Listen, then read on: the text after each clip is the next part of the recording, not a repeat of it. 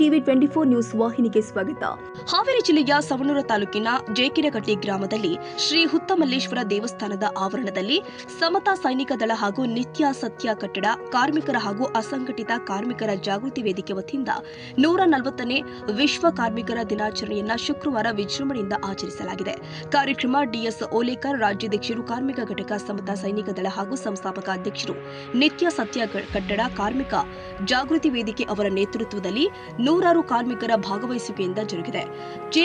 ಜೇಕಿನಕಟ್ಟಿ ಗ್ರಾಮದ ಗಣ್ಯರು ಆದ ಫಕೀರಪ್ಪ ಗದಿಗೆಪ್ಪ ಕುಂದಗೋಳ ಅವರು ಕಾರ್ಯಕ್ರಮದ ಅಧ್ಯಕ್ಷತೆಯನ್ನು ವಹಿಸಿದ್ರು. ಸಮತಾ ಸೈನಿಕ ದಳದ ರಾಜ್ಯಾಧ್ಯಕ್ಷರು ಆದ ಎಸ್ಜಿ ಸಣ್ಣಕ್ಕಿ ಅವರು ಕಾರ್ಯಕ್ರಮವನ್ನು ಉದ್ಘಾಟಿಸಿ ಕಾರ್ಮಿಕರ ಹಕ್ಕುಗಳು, ಕಲ್ಯಾಣ ಯೋಜನೆಗಳು ಮತ್ತು ಸಂಘಟಿತ ಶಕ್ತಿಯ ಮಹತ್ವದ ಕುರಿತು ವಿವರವಾದ ಮಾಹಿತಿ ಕೊಟ್ಟಿದ್ದಾರೆ. ಅದೇ ರೀತಿಯಾಗಿ ನನಗೆ ಎಲ್ಲರೂ ಆತ್ಮೀಯರಿದ್ದಾರೆ. ಬಸಣ್ಣರಾಗಿರ್ಬೋದು, ಪಾಟೀಲರಾಗಿರ್ಬೋದು, ಮೇಡಮ್ ಆಗಿರ್ಬೋದು, ಆಮೇಲೆ ಇತ್ತಾಗ ವಿವಿಧ ಸಂಘಟನೆಯ ಎಲ್ಲ ಮುಖಂಡರುಗಳಿದ್ದಾರೆ, ಜೊತೆಗೆ ಮಾಧ್ಯಮದವರು ಕೂಡ ಇದ್ದಾರೆ. ಹಾಗಾಗಿ ಅವರೆಲ್ಲರಿಗೂ ಮಾಡಿಕೊಟ್ಟಿದ್ದಾರೆ. ಹಾಗಾಗಿ ನಿಮ್ಗೆಲ್ಲರಿಗೂ ಕೂಡ ನಾನು ವೈಯಕ್ತಿಕವಾಗಿ ನಮ್ಮ ಬ್ಯಾಂಕ್ಗಳ ಪರವಾಗಿ ಸ್ವಾಗತವನ್ನು ಬಯಸ್ತಾ ಇದ್ದೇನೆ. ಸ್ವಾಗತ, ಸುಸ್ವಾಗತ.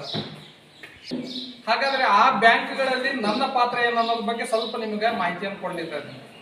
ಸೊ ನಾನು ಶಿಗ್ಗಾಂವ್ ತಾಲೂಕದೊಳಗೆ ಎಷ್ಟು ಬ್ಯಾಂಕ್ಗಳು ಅದಾವ ನೋಡ್ರಿ. ಅವು ಗೌರ್ಮೆಂಟ್ ಬ್ಯಾಂಕ್, ನಮ್ಮ ನ್ಯಾಷನಲೈಸ್ಡ್ ಬ್ಯಾಂಕ್ ಆಗಿರ್ಬೋದು, ಅಥವಾ ಪ್ರೈವೇಟ್ ಬ್ಯಾಂಕ್ ಆಗಿರ್ಬೋದು, ಅಥವಾ ಕೋಆಪರೇಟಿವ್ ಸೊಸೈಟಿ ಆಗಿರ್ಬೋದು, ಎಲ್ಲ ಬ್ಯಾಂಕ್ಗಳ ನಡುವೆ ನಾನು ಹಣಕಾಸಿನ ಆರ್ಥಿಕ ಸಲಹೆಗಾರನಾಗಿ ಕೆಲಸ ಮಾಡ್ತಾ ಇದ್ದೀನಿ. ಈಗಾಗಲೇ ನಾವು ಪ್ರತಿಯೊಂದು ಗ್ರಾಮ ಪಂಚಾಯತಿ, ಪ್ರತಿಯೊಂದು ಹಳ್ಳಿಗೆ ಸರಿಸುಮಾರು ನಮ್ಮ ಶಿಗ್ಗಾಂವ್ ತಾಲೂಕದೊಳಗೆ 2011 ಪ್ರಕಾರ 95 ಹಳ್ಳಿ ಅದಾವ್ರಿ. ಆದ್ರೆ ಈಗ ಜಾಸ್ತಿ ಆಗಿದಾವ್ರಿ. ಅವೆಲ್ಲ ಹಳ್ಳಿಗಳನ್ನು ಕೂಡ ನಾವು ಕವರ್ ಮಾಡಿದೀವಿ. ಏನಪ್ಪಾ ಅಂತಂದ್ರೆ ಸರ್ಕಾರದ ಯೋಜನೆಗಳನ್ನ ಪ್ರತಿಯೊಬ್ಬರಿಗೆ ಮುಟ್ಟಿಸ್ಬೇಕಾಗಿದೆ. ಅದು ಕೇಂದ್ರ ಸರ್ಕಾರ ಇರ್ಬೋದು, ರಾಜ್ಯ ಸರ್ಕಾರ ಇರ್ಬೋದು, ಮತ್ತು ನಮ್ಮ ಬ್ಯಾಂಕಿನ ಯಾವುದೇ ಯೋಜನೆಗಳಾಗಿರ್ಬೋದು. ವಿಶೇಷವಾಗಿ ನಾನು ಓಲೇಕರ್ ಸರ್ ಹತ್ರ ಸುಮಾರು ಸಲ ಕೆಲವು ವಿಷಯಗಳನ್ನು ಹಂಚ್ಕೊಂಡು ನೀವು ಅನ್ಬೋದ್ರಿ. ಸರ್ ಇವತ್ತು ರಜೆ ಐತಲ್ಲ, ನೀವು ರಜೆ ಇದ್ರೂ ಕೂಡ ಕಾರ್ಯಕ್ರಮಕ್ಕೆ ಕೆಲವರು ಗೊತ್ತಾ ಇದ್ದಾರೆ. ಯಾಕಂತಂದ್ರೆ ನಿಮ್ಗೆಲ್ಲ ಗೊತ್ತಿರ್ಲಿ, ಬೇರೆ ಬ್ಯಾಂಕರ್ಸ್ ಹೆಂಗದಾರ ನಮ್ಗೆ ಗೊತ್ತಿಲ್ರಿ. ಆದ್ರೆ ನನಗೆ ಒಂದು ಪ್ರತಿಫಲ ಕೊಡ್ತಾ ಇದಾರಪ್ಪ ಅಂತಂದ್ರೆ, ಒಂದು 4 ರಿಂದ 10 ಜನ ಇದ್ರಪ್ಪ ಅಂದ್ರೆ ಮಾಹಿತಿ ಕೊಟ್ರೆ ಅವ್ರು ಒಂದು 100 ಜನಕ್ಕೆ ಹೇಳ್ತಾರೆ. ಇದರಿಂದ ಅವ್ರಿಗೆ ಹೆಲ್ಪ್ ಆಗ್ಬೋದು ಅನ್ನೋ ಉದ್ದೇಶದಿಂದ ನಾವು ಇದನ್ನ ಮಾಡ್ತಾ ಇದ್ದೀವಿ. ಅಂಥದ್ದು ಏನಿದೆ ಮಾಹಿತಿ ಅಂತಂದ್ರೆ, ಒಂದು ಇತ್ತೀಚಿನ ದಿನಗಳಲ್ಲಿ ಸಾವು ನೋವು ಕೇಂದ್ರ ಸರ್ಕಾರದ ಇನ್ಸೂರೆನ್ಸ್ಗಳಿದಾವೆ. ಬಹಳ ಕಡಿಮೆ ಹಣದೊಳಗೆ ಅತಿ ಹೆಚ್ಚು ಲಾಭ. ಜೊತೆಗೆ ಇನ್ನೊಂದು, ಇತ್ತೀಚಿನ ದಿನಗಳಲ್ಲಿ ಸೈಬರ್ ಫ್ರಾಡ್ ಜಾಸ್ತಿ ಆಗ್ತಾ ಇದೆ. ನಿಮ್ಗೆಲ್ಲ ಗೊತ್ತಿರಲಿ, ಮೊಬೈಲ್ ಇರ್ಲಾರ ನಾವು ಬದುಕಂತ ಕಷ್ಟ ಬಹಳ ಇದೆ. ಮೊಬೈಲ್ ಬೇಕೇ ಬೇಕು ನಮ್ಗೆ. ಹಾಗಾಗಿ ಇವೆರಡೂ ಮಾಡ್ತಾರಂತ ನಾವು ಕರ್ಸಂಗಿಲ್ಲ ನನಗೆ. ಯಾಕಂದ್ರೆ ನೇರವಾಗಿ ನಾವು ಮಾಹಿತಿ ಹೇಳಿರ್ತೀವಿ. ಯಾರಿಗೆ ಲಾಭ ಆಗಿರ್ತದಪ್ಪ ಅಂದ್ರೆ ಆ ಬೈಕ್ ಓನರ್ಗೆ ಮತ್ತು ಬೈಕ್ ಚಲಾಯಿಸುವವರಂತವ್ರಿಗೆ ಲಾಭ ಆಗಿರ್ತದೆ. ಆದ್ರೆ ಇನ್ಸೂರೆನ್ಸ್ ಕಂಪ್ನಿಯವ್ರು ಏನ್ ಮಾಡ್ತಾರಪ್ಪ ಅಂದ್ರೆ 5 ವರ್ಷದ ಇನ್ಸೂರೆನ್ಸ್ ಮಾಡ್ಬಿಟ್ಟಿವಿ ಅಂತ ಹೇಳ್ಬಿಡ್ತಾರೆ. ಬಹಳ ಖುಷಿಯಲ್ಲಿಂದ ಹೊಸ ಗಾಡಿ ತಗೊಂಡ್ ಬಂದ್ಬಿಟ್ಟಿರ್ತೀವಿ. ಆ 5 ವರ್ಷದ ಇನ್ಸೂರೆನ್ಸ್ ಒಳಗೆ ಯಾರ್ಯಾರಿಗಾಗಿರ್ತದೆ ಇನ್ಸೂರೆನ್ಸ್ ಅಂತಂದ್ರೆ ಥರ್ಡ್ ಪಾರ್ಟಿ. ಫಸ್ಟ್ ಪಾರ್ಟಿ ಹೋಗೇ ಬಿಟ್ಟಿರ್ತಾನೆ ಅವ್ರು. ಫಸ್ಟ್ ಪಾರ್ಟಿ 1 ವರ್ಷನೇ ಬಹಳ ಆಶಾದಾಯಕವಾಗಿ ಗಾಡಿ ತಗೊಂಡ್ಬಿಟ್ಟಿರ್ತೀವಿ. ಹಾಗಾದ್ರೆ 4 ವರ್ಷದೊಳಗೆ ಏನಾರ ಆಯ್ತಪ್ಪ ಅಂತಂದ್ರೆ ಏನು ಸಿಗಂಗಿಲ್ಲ. ನಿಮ್ಗೆಲ್ಲ ಗೊತ್ತಿರ್ಲಿಲ್ಲ.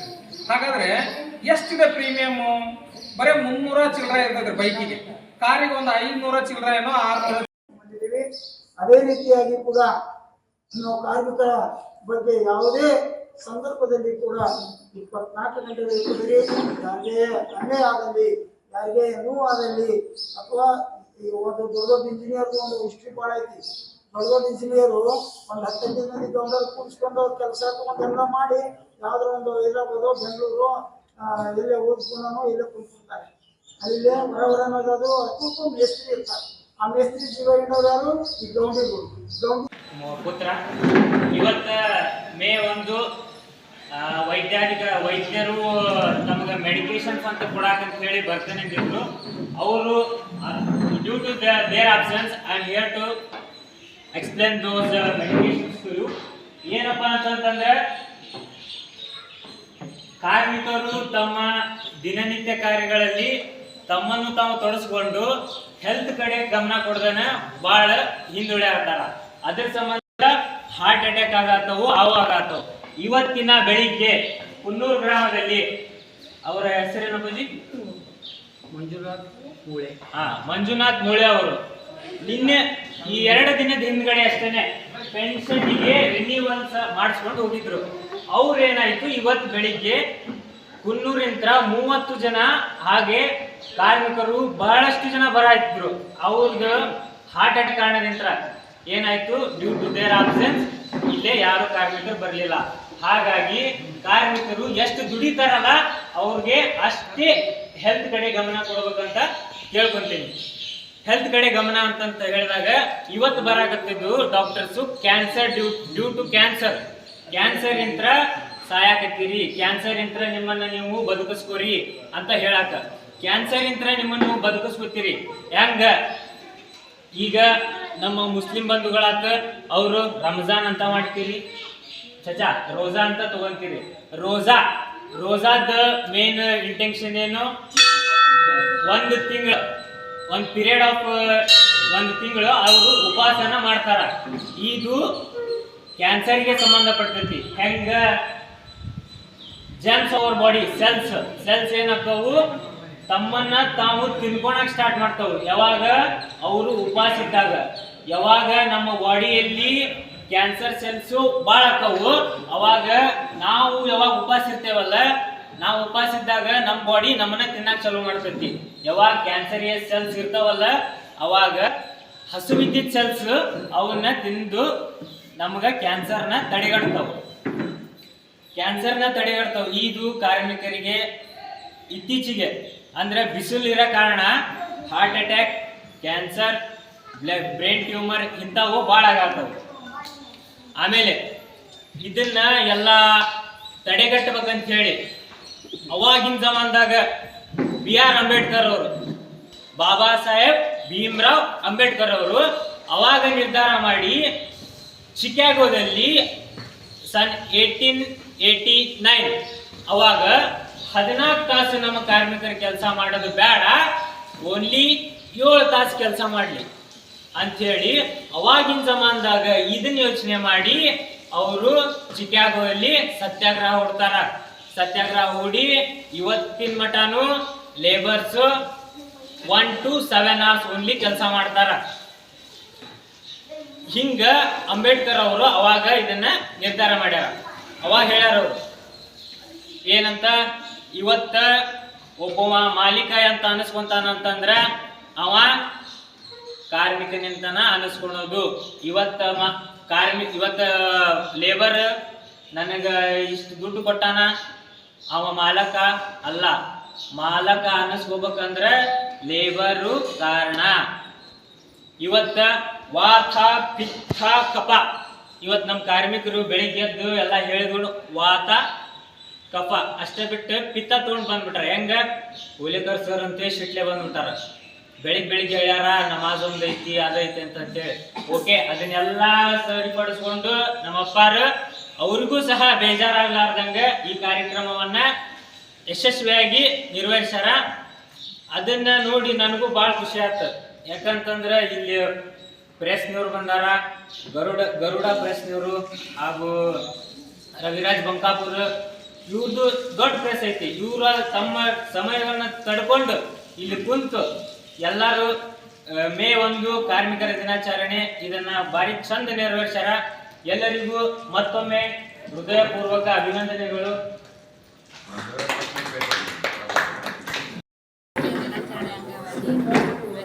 ಜೇಕನಹಟ್ಟಿ ಗ್ರಾಮದಲ್ಲಿ ಹಮ್ಮಿಕೊಳ್ಳಲಾಗಿತ್ತು ಹಾಗೂ ನಮ್ಮ ನಿತ್ಯ ಸತ್ಯ ಕಟ್ಟಡ ಕಾರ್ಮಿಕರ ರಾಜ್ಯಾಧ್ಯಕ್ಷರಾದ DS ಓಲೇಕರ್ ಅವರು ಮತ್ತು ನಮ್ಮ ಸಮತಾ ಸೈನಿಕ ದಳದ ರಾಜ್ಯಾಧ್ಯಕ್ಷರಾದ ಸಣ್ಣಗುಡಿ ಸರವರೇ ಹಾಗೂ ನಮ್ಮ ಎಲ್ಲ ಕಾರ್ಮಿಕರ ಬಂಧುಗಳೇ ಮತ್ತು ಸಹೋದರ ಸಹೋದರಿಯರೇ, ಇವತ್ತು ನಮಗೆ ನೋವಾಗಿರೋದು ಅಂತಂದ್ರೆ ಖುಷಿನೂ ಆಗೈತಿ, ನೋವಾಗೈತಿ. ನಮ್ಮ ಕಟ್ಟಡ ಕಾರ್ಮಿಕರಿಗೆ ಮಕ್ಕಳದ ಒಂದು ಶಿಷ್ಯವೇತನ ಬಂದಿಲ್ಲ ಹಾಗೂ ನಮ್ಮ ಮಗಳದ ಒಂದು ಮದುವೆ ಕಾರ್ಡು ವೆರಿಫಿಕೇಷನ್ಗೆ 3ನೇ ಸತಿ ಬರ್ತಾ ಇರೋದು. ವೆರಿಫಿಕೇಷನ್ ಮಾಡ್ಕೊಂತ ಹೊಂಟ್ರೆ ಮಗಳ ಡೆಲಿವರಿ ಬರತ್ತೆ. ಈ ಥರ ನಮ್ಗೆ ಅನ್ಯಾಯ ಆಗ್ತಾ ಇದೆ. ನಾವು ಈ ಅನ್ಯಾಯವನ್ನು ನಮಗೆ ಆಗಂತೇಳಿ ನಾವು ಮಹಿಳೆಯರು ಕೂಡಿಯಿಂದ ಸತ್ಯಾಗ್ರಹ ಮಾಡೋದು ಗ್ಯಾರಂಟಿನೇ. ಸಣ್ಣಕ್ಕೆ ಸರ್ ಕರ್ಕೊಂಡು ಆಮೇಲೆ ನಮ್ಮ ರಾಜ್ಯಾಧ್ಯಕ್ಷ ಸರ್ನ ಕರ್ಕೊಂಡು ನಾವು ಸತ್ಯಾಗ್ರಹ ಮಾಡಲಿಕ್ಕೆ ನಾವು ಮುಂದಾಗಿದ್ದೀವಿ. ಹಾವೇರಿ ಜಿಲ್ಲೆ ಜೇಕಿನಕಟ್ಟಿ ಗ್ರಾಮಕ್ಕೆ ಬಂದಿದ್ದೇವೆ. ಇಲ್ಲಿ ಕಾರ್ಮಿಕರ ದಿನಾಚರಣೆ ಅಂಗವಾಗಿ ಅಧ್ಯಕ್ಷರು ಏನು ಹೇಳ್ತಾರೆ ನೋಡೋಣ. ವಿಶ್ವ ಕಾರ್ಮಿಕರ ದಿನಾಚರಣೆಯ ಅಂಗವಾಗಿ ಇವತ್ತು ಜೇಕಿನಕಟ್ಟಿ ಗ್ರಾಮದಲ್ಲಿ ಕಾರ್ಮಿಕರ ದಿನಾಚರಣೆಯನ್ನು ನಾವು ಪ್ರತಿ ವರ್ಷ ಮಹಿಳೆಯರು ಹಾಗೂ ಪುರುಷರು ಕೂಡಿ ಬಹಳ ವಿಜೃಂಭಣೆಯಿಂದ ಮಾಡ್ತಾ ಇದ್ವಿ. ಯಾಕಂದ್ರ ನಮ್ಮ ರಾಜ್ಯಾಧ್ಯಕ್ಷರಾದಂಥ ಸಣ್ಣಕ್ಕಿ ಸರ್ ಕೂಡ ಬೆಳಗಾವಿ ಬೇರೆ ಬೇರೆ ಜಿಲ್ಲೆಗಳಿಂದ ಮಾಡ್ತಾ ಇದ್ರು. ಆದ್ರೆ ಹಾವೇರಿ ಜಿಲ್ಲೆಯಲ್ಲಿ ನಮ್ಮ ಮಹಿಳೆಯರು ಹಾಗೂ ಪುರುಷ ಕಾರ್ಮಿಕರು ಮೇ 1ನೇ ತಾರೀಕಿಗೆ ಅಷ್ಟೇ ನಗಬೇಕಾಗೈತಿ ನಮ್ಮನ್ನ ನೋಡಿಕೊಂಡು. ಆದ್ರೆ ಈ ಸರ್ಕಾರದ ನೀತಿಯನ್ನ ನಾವು ಸಂಪೂರ್ಣವಾಗಿ ಪರಿಶೀಲನೆ ಮಾಡಿದಾಗ ಹಾವೇರಿ ಜಿಲ್ಲೆಯನ್ನ ಕೆಳಗೆ ಹಾಕಿ ತುಳಿದ್ಬಿಟ್ರ. ಕಾರ್ಮಿಕರ ಮುಖದಲ್ಲಿಯೂ ನಗು ಇಲ್ಲ, ಪುರುಷರಂತೂ ಮೊದಲ ಸತ್ತು ಹೋಗ್ಬಿಟ್ರೆ 2023ರಿಂದ ಸಂಪೂರ್ಣ ಸತ್ಯಾನಾಶಿಲೆ ಪರಾಕ್ ಅನ್ನುವಂಥ ಪರಿಸ್ಥಿತಿ ಬಂದಿದೆ. ಅದಕ್ಕೆ ಮಾನ್ಯ ಸಚಿವರಲ್ಲಿ ನಾನು ವಿನಂತಿಯನ್ನ ಮಾಡ್ಕೊಳ್ತೀವಿ. ಕೇವಲ ಧಾರವಾಡ ಜಿಲ್ಲೆ ಬೇರೆ ಜಿಲ್ಲೆ ಅಷ್ಟೇ ಮನೆ ಕೊಡ್ತೀವಿ, ಮಠ ಕೊಡ್ತೀವಿ, ಅದು ಇದು ಅನ್ನುವಂಥ ಮಾತನ್ನ ಹೇಳ್ತಾ ಇದ್ದೀರಿ. ಮನಿ ಕೊಡೋದು ಯಾವಾಗ? ಕಾರ್ಮಿಕರು ನೇರವಾಗಿ ಚಾಟ್ನ್ಯಾಗ ಬದುಕೋದು ಯಾವಾಗ? ಯಾವ ಜನ್ಮನ್ ಕಾರ್ಮಿಕರನ್ನ ನೀವು ಹುಡ್ಕಾಕತ್ತೀರಿ, ಹೆಂಗ್ ಹುಡ್ಕಾಕತ್ತೀರಿ, ಎದರ್ಲಿ ಹುಡ್ಕಾಕತ್ತೀರಿ, ಯಾವ ಅಧಿಕಾರಿಗಳಿಂದ ಹುಡುಕಿಸಾಕತ್ತೀರೋ ನಮ್ಗೆ ಗೊತ್ತಾಗ್ತಾ ಇಲ್ಲ. ಈ ಕಾರ್ಮಿಕ ಸೇವಾ ಕೇಂದ್ರ ಮಾಡಿದ ಮೇಲೆ ಹಾಕದ 4, 5, 6, 7 ಒಂದು ತಿಂಗಳಿಗೆ ಬರ್ತಾ ಇದ್ದಾವ. ಇಂಥ ಒಂದು ಪರಿಸ್ಥಿತಿಯಲ್ಲಿ ನಾವು 23ಕ್ಕೆ ನಾವು ಸಂಘಟನೆಯನ್ನ ಎಲ್ಲ ಸಂಘಟನೆಗಳು ಕೂಡಿ ಹಗಲು ರಾತ್ರಿ 3 ದಿನ ಕುಂತರು ಮಹಾರಾಜರು ನಮ್ಮಂತೇಳಿ ಎದಕ್ಕ ಅಂತ ಬರಲಿಲ್ಲ. ಸಂಬಂಧಪಟ್ಟಂತ ಶಾಸಕರು ಕೇಳ್ತೀವಿ, ಹೇಳ್ತೀವಿ, ಮಾಡ್ತೀವಿ ಅಂತ ಇನ್ನೂವರೆಗೂ ಅವರು ಕೂಡ ಚಕಾರ ಎತ್ತಿಲ್ಲ. ಕಾರ್ಮಿಕರ ದಿನಾಚರಣೆಯ ದಿನವಾದರೂ ಇವತ್ತು ತಮ್ಮಲ್ಲಿ ವಿನಂತಿಯನ್ನ ನಾವು ಮಾಡ್ಕೊಳ್ತಾ ಇದ್ದೇವೆ. ಯಾಕಂದ್ರೆ ಹಾವೇರಿ ಜಿಲ್ಲೆಯಲ್ಲಿ ಇರ್ತಕ್ಕಂಥ ಎಲ್ಲ ಕಾರ್ಮಿಕರನ್ನ ನೀವು ಪರಿಶೀಲನೆ ಮಾಡಿ ಕೊಡ್ತೀವಿ ಅಂತ 3.5 ವರ್ಷ ಆಯ್ತು. ಕೊಡೋದು ಯಾವಾಗ ಅನ್ನೋದನ್ನ ಹೇಳಿ, ಅಥವಾ ಹಾವೇರಿ ಜಿಲ್ಲೆಯಲ್ಲಿ ಕಾರ್ಮಿಕರೇ ಇಲ್ಲ ಅಂತ ಏನಾದ್ರು ಹೇಳಿಬಿಡ್ರಿ. ಕಡಿಗೆ ನಮ್ಮ ಕಾರ್ಮಿಕರಿಗೆ ಹೇಳ್ಬಿಡ್ತೇವೆ ಸಂಘದ ವತಿಯಿಂದ, ಹಾವೇರಿ ಜಿಲ್ಲಾದಾಗ ಯಾರು ಕಾರ್ಮಿಕರಿಲ್ಲ, ನಿಮ್ ರೊಕ್ಕನೂ ಬರಂಗಿಲ್ಲ, ಏನಿಲ್ಲ, ಇವ್ರು ಕಟ್ಟಿದ ಬಿಲ್ಡಿಂಗ್ ಅವರ ಕಟ್ಕೊಂಡಾರ, ಯಾರ್ಯಾರೋ ಕಟ್ಕೊಂಡಾರ, ಕಾರ್ಮಿಕರು ಕಟ್ಟಿದ ಬಿಲ್ಡಿಂಗ್ ಅಲ್ಲ, ಆಫೀಸ್ ಎಲ್ಲ ಯಾರೋ ಕಟ್ಟಿದ್ ನಡೀತಾವ ಅನ್ನುವಂತ ಮಾತನ್ನ ಹೇಳ್ತೀವಿ. ಕೊಡ್ತೇವೆ ಅಂದ್ರೆ ಕೊಟ್ಟರೆ ಕೊಡ್ರಿ, ಕೊಡಂಗಿಲ್ಲ ಅಂತಂದ್ರೆ ಹಾವೇರಿ ಜಿಲ್ಲಾ ಕಾರ್ಮಿಕರು ಇಲ್ಲ ಅಂತ ಒಂದು ಆದೇಶ ಹೊಂಟಿಸ್ಬಿಟ್ಟಿರಲ್ಲ. ಇಷ್ಟೇ ಪರಿತಪಿಸಾಕತ್ತೀರಿ ಕಾರ್ಮಿಕರನ್ನ. ಅದಕ್ಕೆ ನಾನು ಮತ್ತೊಮ್ಮೆ ಮಹಿಳಾ ಕಾರ್ಮಿಕರ ವತಿಯಿಂದ ಮತ್ತು ಪುರುಷ ಕಾರ್ಮಿಕರ ವತಿಯಿಂದ ನಾವು 15 ವರ್ಷ ನಿರಂತರ ಕಾರ್ಮಿಕರ ಸೇವೆಯನ್ನ ಮಾಡ್ತಾ ಬಂದಿದ್ದೇವೆ. ಇಡೀ ಹಾವೇರಿ ಜಿಲ್ಲೆಯನ್ನ ತಾವೆಲ್ಲ ಕೇಳ್ಕೋಬೇಕು. ನಿತ್ಯ ಸತ್ಯ ಕಟ್ಟಡ ಕಾರ್ಮಿಕ ಸಂಘ, ಸಮತಾ ಸೈನಿಕ ದಳ, ಜೀವಿಕ ಜೀತ ವಿಮುಕ್ತಿ ಕಟ್ಟಡದ ಅಧ್ಯಕ್ಷರು ಯಾರ್ದಾರ್ದ್ರು ಕಡೆಯಿಂದ ಏನಾದ್ರೂ ದುಡ್ಡು ತಗೊಂಡಾಗ್ಲಿ ಅಥವಾ ಜನ್ಮನ್ ಕಾರ್ಮಿಕರು ಅಲ್ಲ ಅನ್ನೋರು ಏನಾದ್ರು ಹಾಕ್ಸಿದ್ರ ಅವ್ರನ್ನ ಪರಿಶೀಲನೆ ಮಾಡಿ ಸಂಘಕ್ಕೂ ಶಿಕ್ಷೆ ಕೊಡ್ರಿ, ನಾವು ಅದಕ್ಕೆ ಗಟ್ಟಿದ್ದೀವಿ. ಆದ್ರೆ ಬರೀ ಬಾಯಿ ಮಾತು ಮೇಲೆ ಆಗ್ಬಾರ್ದು. ಜನ್ಮನ್ ಕಾರ್ಮಿಕರಿಗೆ ನೀವು ಇನ್ನೂ 1 ವಾರದೊಳಗ ಅಥವಾ 15 ದಿನದೊಳಗ ನೀವೇನಾದ್ರೂ ಅವ್ರಿಗೆ ಬರತಕ್ಕಂತ ಸೌಲಭ್ಯಗಳನ್ನ, ಸಹಾಯಧನವನ್ನ ನೀವು ಕೊಡದೇ ಇದ್ದಂತ ಸಂದರ್ಭದಲ್ಲಿ ನಾವು ಉಗ್ರ ಹೋರಾಟವನ್ನು ಮಾಡೋದು ಖಚಿತ. ಇದು 3ನೇ ಸಾರಿ ಈಗ ಸದ್ಯ ಬಂದಿದ್ದಾರ. ಬೆಂಗಳೂರಿಂದ ಕ್ಯಾಂಪ್ ಬಂದೈತಿ, ಪರಿಶೀಲನೆ ಮಾಡ್ತಾರ, ನಮಗ್ ಸಂಬಂಧ ಇಲ್ಲ ಅಂತಾರ. ಅಂಬೇಡ್ಕರ್ ಸೇವಾ ಕೇಂದ್ರ ಮಾಡ್ರಿ, ಅವ್ರನ್ನ ಕೇಳಿ ಗೊತ್ತರ ಇವ್ರ ಕಾರ್ಮಿಕರು ಹೌದು ಅಲ್ಲ ಅನ್ನೋದು ಅಷ್ಟರಿ ನಮ್ಮದು ಅಂತ. ಈ ಕಡೆ ಕಾರ್ಮಿಕ ಇಲಾಖೆಯವ್ರನ್ನ ಕೇಳಿದ್ರೆ ನಾವೇನು ಮಾಡಂಗಿಲ್ರಿ, ಅವ್ರು ಮಾಡ್ತಾರಂತ. ಯಾರು ಮಾಡೋದು? ಹಾಗಾದ್ರೆ ರೊಕ್ಕ ಕೊಟ್ಟು ಯಾಕೆ ಇಟ್ಟಿರಿ ಇವು ಕಾರ್ಮಿಕ ಇಲಾಖೆಗೆ? ಕಾರ್ಮಿಕರ ಸೆಸ್ ತಾನೇ ನಿಮಗೆ ಸಂಬಳ ಕೊಡೋದು. ಅವ್ರನ್ನೆಲ್ಲರೂ ತಾವು ವಿಚಾರ ಮಾಡಿ ಸರಿಯಾದ ನಿಟ್ಟಿನಂತಲ್ಲಿ ಬರೀ ಮಾತಾಡಕ್ಕೆ ಹೋಗ್ಬೇಡ್ರಿ. ವೇದಿಕೆ ಮೇಲೆ ಮಾತಾಡಿ ಶವಾಸಗಿರಿ ಬೇಕಾಗಿಲ್ಲ. ನಮಗೆ ಕಾರ್ಮಿಕರ ಕೆಲಸವನ್ನ ಮಾಡಬೇಕು. ಅದು ನಾವು ಹೇಳ್ತೀವಿ. ಜೆನ್ಯೂನ್ ಕಾರ್ಮಿಕರು ಯಾರು ಅಂತ ನಮ್ಮನ್ನು ಕೇಳ್ರಿ. ನಮ್ಮಂತ ಪಕ್ವವಾಗಿರ್ತಕ್ಕಂಥ ಸಂಘ ಕೇಳ್ರಿ. ನಾನು ನೇರವಾಗಿ ಕೈ ಎತ್ತಿ ಹೇಳ್ತೇನೆ, ಹಾವೇರಿ ಜಿಲ್ಲೆಯಲ್ಲಿ ನೇರ ದಿಟ್ಟ ನೆಟ್ಟಗೆ ಮಾಡ್ತಕ್ಕಂಥವ್ರು ನಾವು ಅನ್ನುವಂಥದ್ದನ್ನ ನಾನು ಘಂಟಾಘೋಷವಾಗಿ ನಿಮ್ಮ ಮುಂದೆ ನೇರವಾಗಿ ಮಾತಾಡ್ತೇನೆ. ನಮ್ಮಂಥವ್ರನ್ನ ಕೇಳಿ. ಮುಂದಿನ ದಿನಮಾನಗಳಲ್ಲಿ ಸ್ವಲ್ಪ ಸಮಾಧಾನ ಅಂದ್ರೆ 15 ದಿನದೊಳಗಾಗಿ ಅವರು ಕೊಡದೇ ಇದ್ದಂತಹ ಪಕ್ಷದಲ್ಲಿ ಒಂದು ಉಗ್ರ ಹೋರಾಟ ಮಾಡೋನು. ನಾನೇ ಬರ್ತೇನೆ ಇವತ್ತ ಹಾವೇರಿ ಜಿಲ್ಲೆಗೆ ಕಾರ್ಮಿಕರ ಜಯಂತಿಯನ್ನ ಆಚರಣೆ ಮಾಡಕ್ಕಂತ ನಮ್ಮ ಸಣ್ಣಕ್ಕಿ ಸರ್ ಸ್ವತಃ ಹೇಳಿದ್ದಕ್ಕ ಹಾವೇರಿ ಜಿಲ್ಲೆ ಅಷ್ಟೇ ಅಲ್ಲ, ಧಾರವಾಡ ಜಿಲ್ಲೆ, ಗದಗ ಜಿಲ್ಲೆ ಎಲ್ಲವನ್ನ ಕೂಡಿಸ್ಕೊಂಡು ನಾವು ಉಗ್ರ ಹೋರಾಟ ಮಾಡತಕ್ಕಂಥ ಪರಿಸ್ಥಿತಿ ಬರ್ತೈತಿ ಅನ್ನುವಂಥ ವಿಚಾರವನ್ನ ಮತ್ತೊಮ್ಮೆ ನಾನು ತಿಳಿಯಪಡಿಸ್ತಾ ಇದ್ದೀನಿ. ಸಮತಾ ಸೈನಿಕ ದಳದ ಕಾರ್ಮಿಕ ಘಟಕದ ರಾಜ್ಯ ಅಧ್ಯಕ್ಷರಾದಂಥ DS ಓಲೇಕಾರ್ ಅಂತ ನನಗೆ ನೇರವಾಗಿ ಮಾತಾಡ್ರಿ.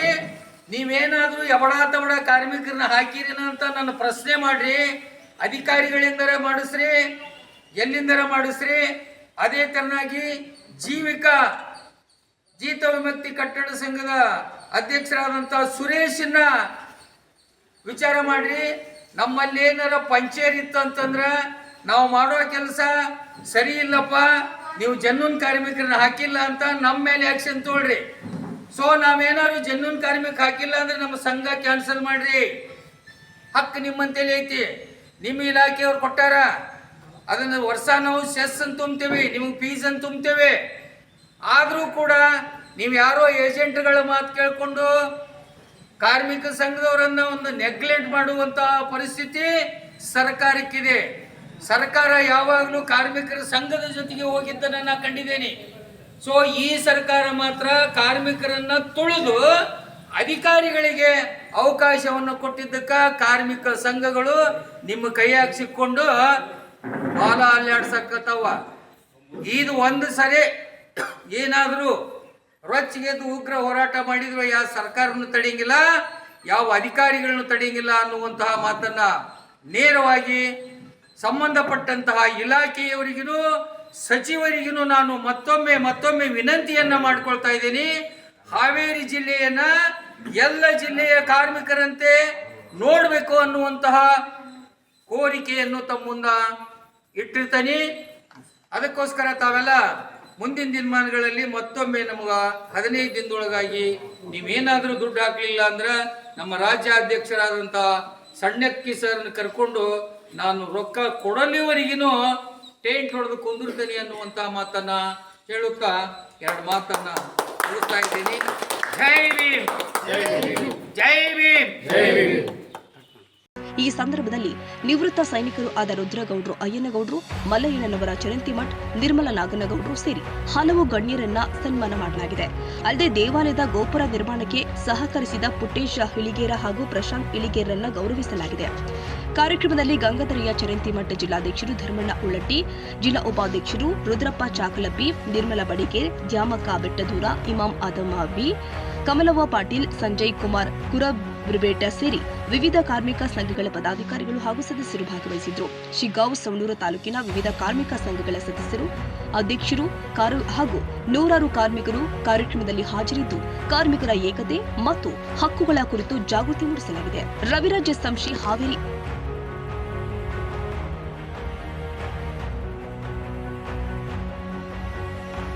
ಕನ್ನಡಿಗರ ಮೆಚ್ಚಿನ ನಿಮ್ಮ ಟಿವಿ 24 ಕನ್ನಡ ನ್ಯೂಸ್ ವಾಹಿನಿ ಇದೀಗ ಟಿವಿಯಲ್ಲಿ ಲಭ್ಯ.